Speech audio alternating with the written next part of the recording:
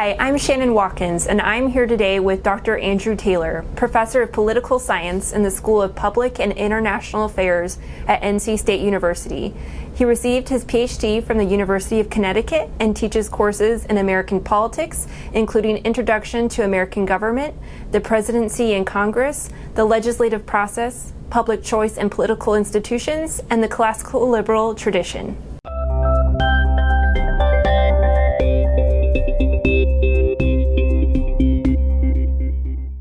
Andy, thank you so much for joining us today. Thanks for having me. So, to start off, how long have you been teaching political science and what drew you to the field? Well, a very long time now. It's been 24 years since I've started at NC State teaching political science full-time in a tenure track position. So that is nearly a quarter of a century.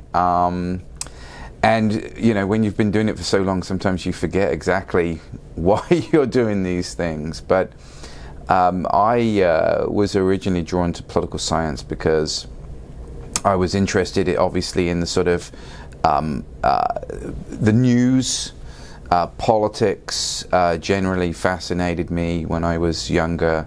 I used to grab the newspaper and unlike my friends who would always go for the comics or the sports page, I was always read the front page first and the political news. So I was always interested in it as a sort of, from a kind of entertaining perspective. But I care a lot about politics as well, and I care about political systems and public policy.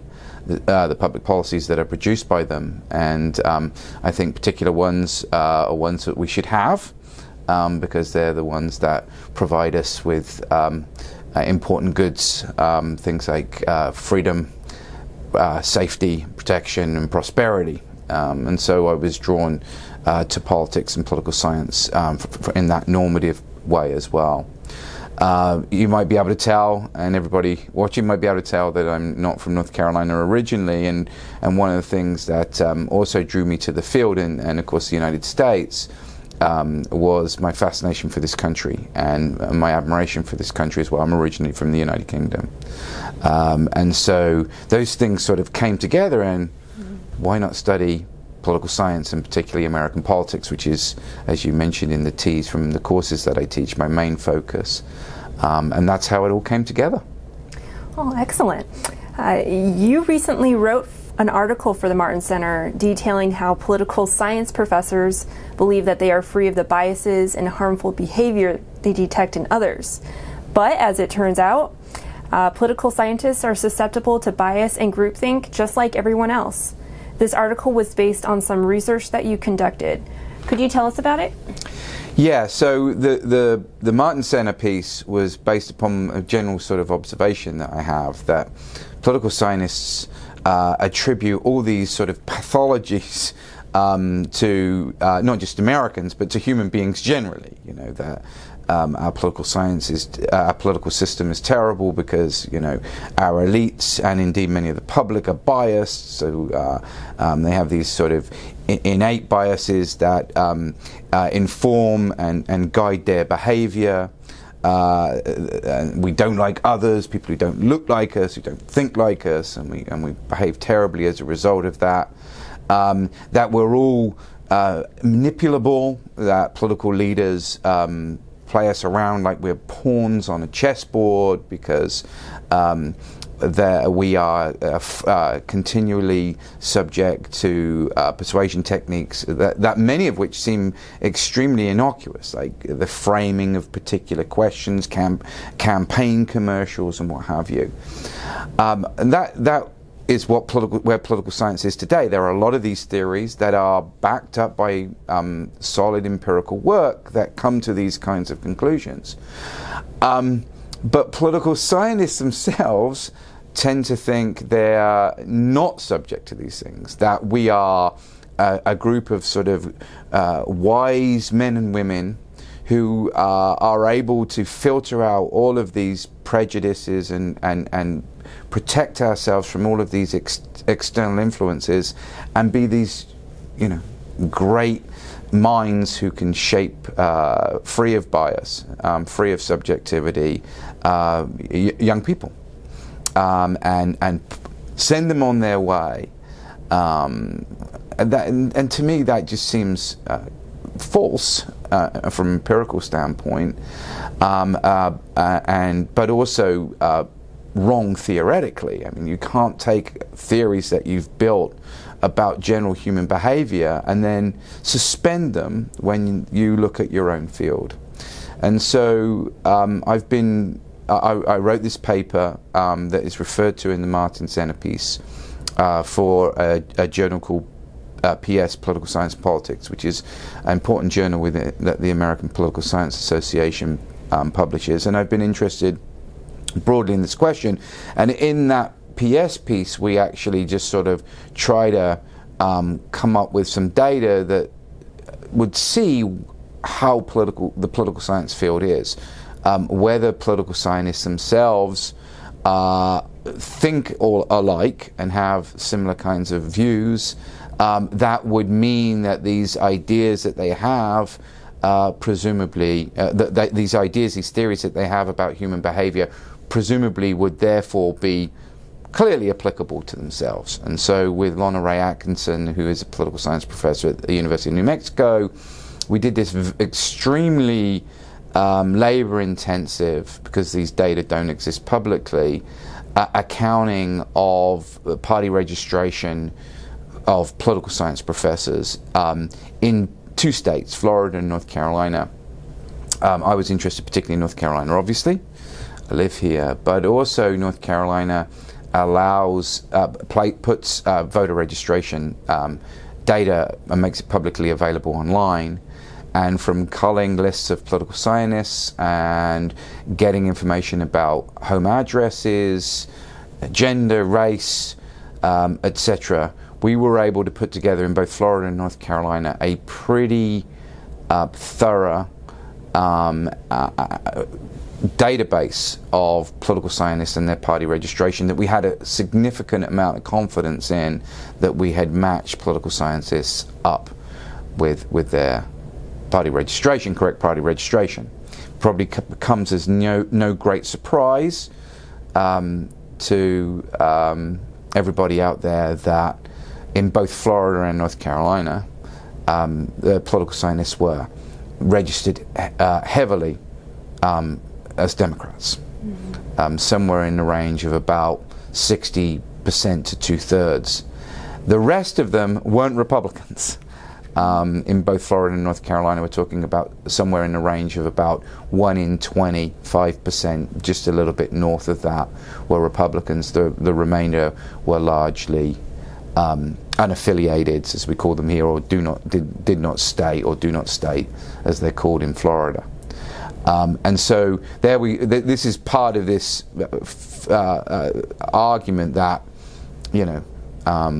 political scientists clearly are going to have problems distancing themselves from some of these pathological behaviors that they attribute to the rest of the population, when they clearly aren't diverse intellectually. They don't have different kinds of viewpoints. They are a very homogeneous bunch.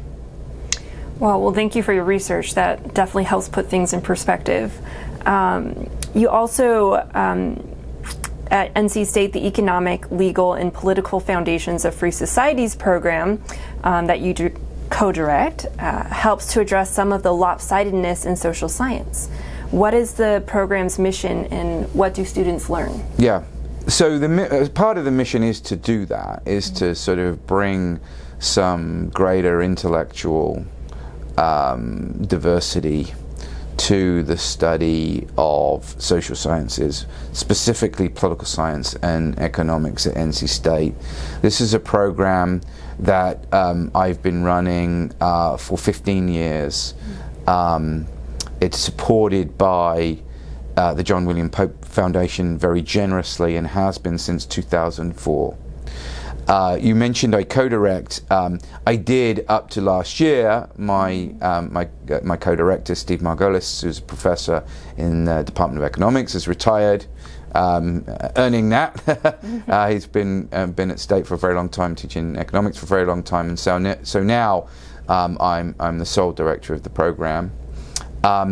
And we do a whole host of things, and we will be in the future. The Pope Foundation has generously agreed to continue its funding, and in fact we're hoping to sort of morph the program a little bit into what is called the Free and Open Societies Project, with some support also from the Charles Koch Foundation.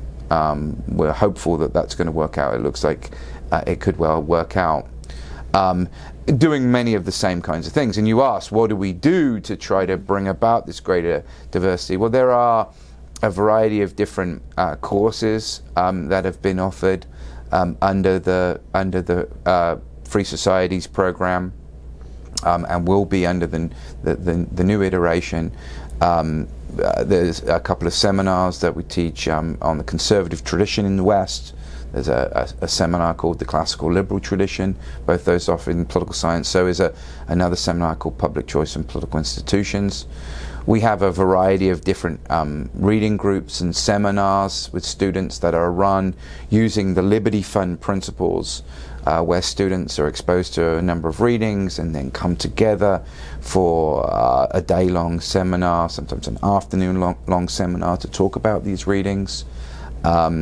One of those is done just amongst political science majors at NC State. One is done with political science and economics majors, and one is done with students from the PPE program, the Philosophy, Politics, and Economics programs at Duke and Carolina. So we have Duke, Carolina, and State students coming together to do that.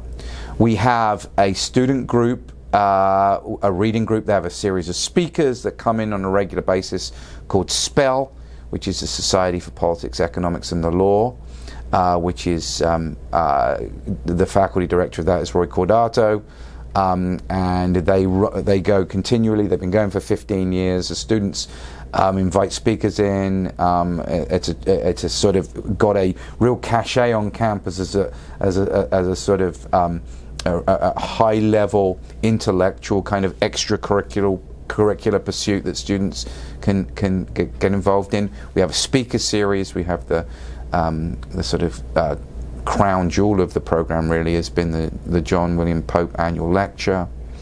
And there's support for faculty and undergraduate student research.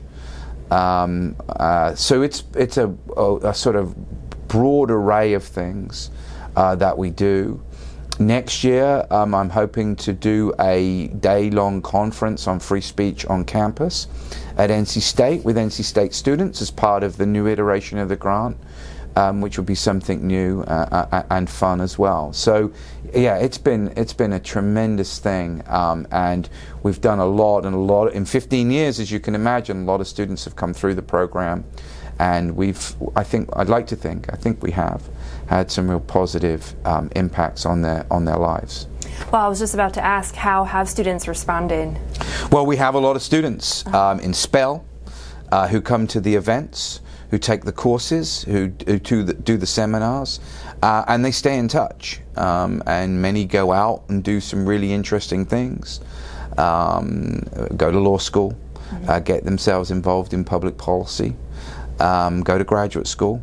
Many of them go into private business, into the private sector, and continue to take these ideas about freedom, the importance of free minds and free action with them in their professional careers. Well, that's wonderful work you're doing. Thank you. NC State recently received its green light from FIRE for abolishing all of its unconstitutional speech codes. This is a great step. What did it take to make that happen? It took action, unfortunately, Shannon, with a colleague, particularly with a colleague of mine in the communications department, Jean Godwin. I've been trying for a while to move us to green, and was because I greatly respect the work that FIRE does, and I thought it was very important for us as an institution, as a university, to have a green light. It made us seem like a very serious institution, a very important player in American higher education. That was a credential that we needed. And I was particularly motivated to do it when the University of North Carolina, Chapel Hill got their green light and thought, this is just ridiculous. Why do they have one and why do we not? Jean came onto campus a few years ago and said the same thing. And I said, what we need to do is we just need to push to do this. I don't think there's resistance to it. I just think there is inertia. And these policies, these offending policies that FIRE had identified are not going to change unless we change them. And so Jean and I identified the policies. We got a lot of help from attorneys at FIRE. We got support, actually, it would be fair to say, from university administrators who said, you know what, you're right, let's do this. And so over a process of about 2 years, there were 3 offending regulations. We were able to get those reversed, and now we have the green light, I'm proud to say, and we're part of a growing group of institutions across the country that can say that. Fantastic, congrats. Thank you. What's next for promoting inquiry and civil discourse at NC State? Is there any hope that the school will adopt the Chicago principles? Well, I just told you that the Free and Open Societies project is going forward. This is, as I said, the sort of a slight change on the political, economic, political, and legal foundations of free societies program that was going on for 15 years, that was funded solely by the Polk Foundation. Now with support from the Koch Foundation, we're going to hopefully morph it into this Free and Open Societies project. And I've mentioned to you some of the things we do that are consistent with this desire for freedom and an open inquiry on NC State's campus. You mentioned specifically the Chicago principles, and it would be a hope of mine that we would do that. So Jean and I have been talking a little bit. I've been talking to some other colleagues, by the way. There's broader support for these kinds of things at NC State than just me, or me and Jean, or me and Steve. We tend to sort of head these things up and sometimes be the face of them, but there is much broader support than that would indicate amongst the faculty to say, you know, this is the sort of thing that, again, a serious academic institution should do. You read the Chicago principles; they are inoffensive. Right. I mean, they are clearly things that people from all political backgrounds claim to embrace on a daily basis, and academics claim to embrace these on a daily basis in their work. Why can't NC State do that? And maybe, you know, tweak them a little bit. Make them perhaps more applicable if some people believe that it could be improved upon to the NC State situation. But clearly the sort of the basics of the Chicago principles is something that we should be able to do, and that's something that I want to be working on. Well, those are all my questions. Thank you so much, and thank you for all the work that you do at NC State and for higher education in general. We really appreciate it. Thank you, Shannon, and I could say, of course, the same for the Martin Center as well, so thank you.